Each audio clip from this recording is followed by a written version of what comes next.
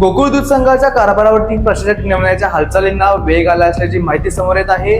संघाच्या विद्यमान संचालक मंडळाची मुदत 4 मे रोजी संपत असून तात्काळ निवडणुका घेण्याऐवजी प्रशासक नेमण्याच्या हालचाली वर्तवली जात आहे। या पार्श्वभूमीवरती प्रशासक पदासाठी धनंजय महाडिक यांचं नाव चर्चेत आघाडीवरती असल्याचे बोलले जात आहे। मात्र याबाबत अद्यापही अधिकृत घोषणा करण्यात आलेली नाही। दरम्यान या घडामोडींमुळे कोल्हापूर जिल्ह्यातील राजकीय वातावरण तापले असून विविध राजकीय गटांकडून हालचालींना वेग आला आहे। गोकुळचे सध्याचे अध्यक्ष नावीद मुश्रीफ म्हणजे हसन मुश्रीफचे चिरंजीव आणि सतेज पाटील गट या दोन्ही गटांना धक्का बसण्याची शक्यता आहे।